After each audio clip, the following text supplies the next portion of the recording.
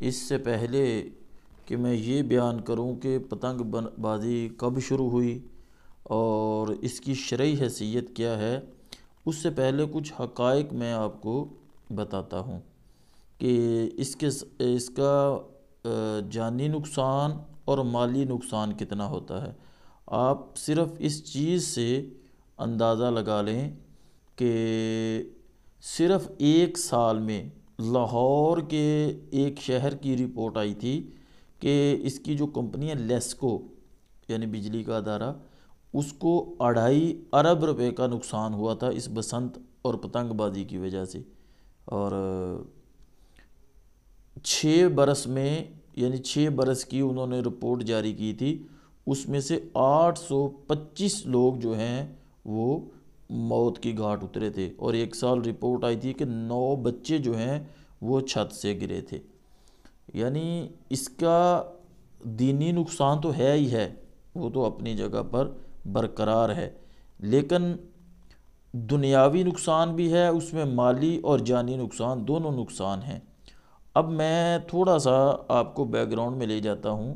کہ یہ آغاز بسنت کے میلے کا کیسے ہوا تھا، چونکہ ابھی سردیاں گزریں گی تو فروری کے اندر اس کی پھر بھرمار ہوتی ہے، اور آئے روز ہم آج کل دیکھ رہے ہیں ایکسیڈنٹ،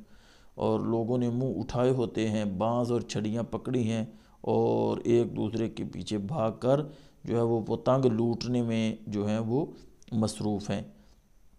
تو سیالکوٹ کے اندر ایک بدبخت تھا وہ غیر مسلم، اس نے نبی کریم صلی اللہ علیہ وسلم اور حضرت بی بی فاطمہ الزہرا سلام اللہ علیہا جو ہیں ان کی گستاخی کی تھی، تو اس پر ایف آئی آر کٹی اور سزائے موت جو ہے اس کو دی گئی۔ یہ سیالکوٹ کا واقعہ ہے۔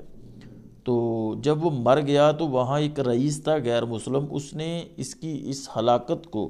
زندہ رکھنے کے لیے موسم بہار جو ہے اس میں اس بسنت میلے کی بنیاد رکھی تھی۔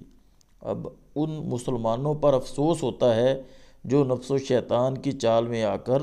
وہ بھی اس طرف دیکھا دیکھی جو ہے وہ لگ گئے ہیں۔ اب جنہوں نے شروع کیا تھا وہ تو مار کے مٹی میں مل چکے ہیں، اور اللہ تعالیٰ ان پر اپنا غضب نازل فرمائے گا، اور وہ یقیناً وہ جہنم کی وادیوں میں جل رہے ہوں گے۔ لیکن اصل بات مسلمانوں کو سمجھانا ہے، اور مسلمان بھی وہ مسلمان جو آج کا مسلمان ہے، جو بے عملی بے راہ روی جو ہے اس کے اندر ہر حد جو ہے وہ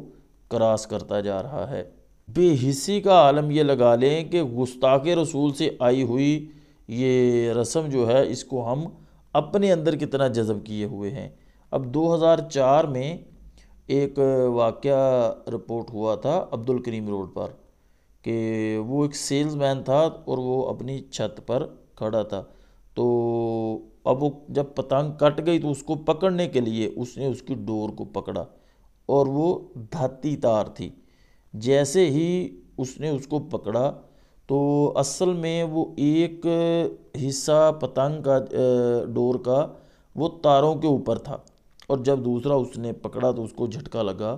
تو وہ انتقال کر گیا۔ پھر ایک تاج پورہ اسکیم میں 11 سالہ بچے کا ایک واقعہ رپورٹ ہوا تھا کہ ماں اس کے عید کے کپڑے لینے گئی، اور وہ اکلوتا بچہ تھا، تو اس نے بھی اسی طرح چھت پہ چڑھا تو کھیل رہا تھا، تو جیسے ہی دھاتی تار اس پہ آ کر گری تو دوسرا حصہ اس کا تاروں پہ تھا، تو اس کو کرنٹ لگا اور وہ موقع پر ہی جاں بحق ہو گیا تھا۔ اور 30 سالہ ایک بچے کا ایک واقعہ رپورٹ ہوا تھا۔ مطلب اس طرح کے کتنے، یہ کیمیکل والی ڈور، دھاتی تار والی ڈور، کسی کا گلا کٹ جاتا ہے، کوئی پیدل جا رہا ہوتا ہے، کوئی موٹر سائیکل سوار ہوتا ہے، تو ان کے آ کر گلے پر یہ جو ڈور پھرتی ہے، اخبارات کے اندر، میڈیا کے اندر، مطلب اس کو عام بیان کیا جاتا ہے۔ اب تو بلکہ اس پر پابندی بھی ہے، لیکن پابندی ہونے کے باوجود بھی لوگ جو ہیں وہ اس سے باز نہیں آتے، اور یہ موت کا ایک کھیل کھیلا جا رہا ہے۔ لاہور کے اندر 14 سالہ طالب علم تھا، غالباً ندیم حسین تھا اس کا نام، اور وہ ٹیوشن پڑھ کے موٹر سائیکل پر گھر واپس آ رہا تھا، تو گردن پر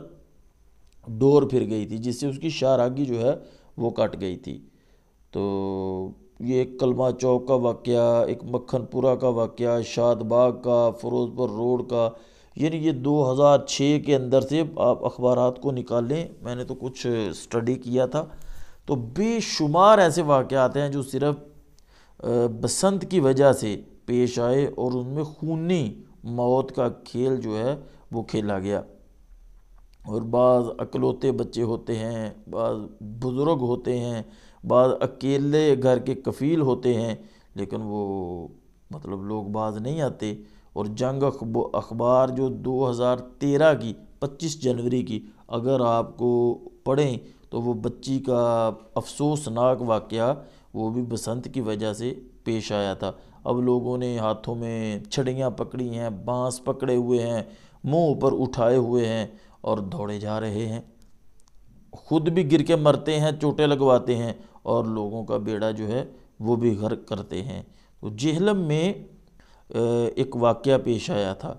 کہ ایک گھر سے کی چھت سے بجلی کی تار مطلب تھوڑی دور تھی، 3 فٹ کے غالباً فاصلے پر تھی، تو ان تاروں میں ایک پتنگ جو ہے وہ اٹکی ہوئی تھی۔ 2 بچے چھت کی منڈیر پر کھڑے ہو کر اس پتنگ کے حصول کی کوشش کر رہے تھے، مگر ان کا ہاتھ چھوٹا تھا اور فاصلہ زیادہ تھا۔ دونوں نے مشورہ کیا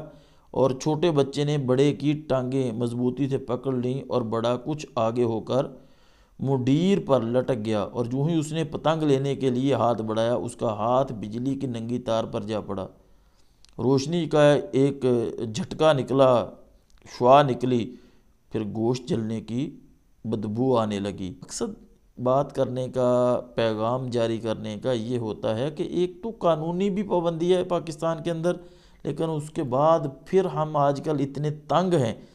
ان پتنگ بازوں سے کہ الامان الحفیظ، یہ خود بھی مرتے ہیں اور لوگوں کو بھی ہلاکت میں ڈالتے ہیں۔ تو ہمارے ملک کے پاکستان کے اداروں کو چاہیے کہ ان کے لیے کوئی کڑی سزا جو ہے وہ منتخب کی جائے۔ اب قرآن کریم میں اللہ تعالیٰ نے ارشاد فرمایا سورہ لقمان کی آیت نمبر 6 میں، اور کچھ لوگ کھیل کی بات خریدتے ہیں کہ اللہ کی راہ سے بہکا دیں، بے سمجھے اور اسے ہنسی بنا لیں، ان کے لیے ذلت کا عذاب ہے۔ تو مولانا سید محمد نعیم الدین مراد آبادی رحمۃ اللہ علیہ انہوں نے اس آیت کے تحت لکھا ہے کہ کھیل ہر اس باطل کو کہتے ہیں جو آدمی کو نیکی سے اور کام کی باتوں سے غفلت میں ڈالے۔ تو یہ اس سے غفلت کا اور اندازہ آپ کیا لگا سکتے ہیں کہ موسیقی لگی ہوگی اور گانے باجے ہوں گے، شرابیں پی جائیں گی، مرد و زن کا اختلاط ہوگا، اور معاذ اللہ پھر زنا کاری، بدکاری، حرام خوری اور جوئے، اللہ تعالیٰ معاف فرمائے، ان گنت قباحتیں ہیں کہ لوگ ڈانس کر رہے ہیں، ڈیک لگا ہوا ہے ٹرکوں پہ، ٹرالوں پہ، اور ایک عجیب مطلب جو ہے وہ افسوس کا مقام ہے کہ لڑکے اور لڑکیاں جو ہیں وہ مل کے ناچ رہے ہوتے ہیں، اریانی والا فحش قسم کا لباس پہنا ہوتا ہے انہوں نے۔ تو اللہ تعالیٰ مسلمانوں کو اس گندی گھٹیا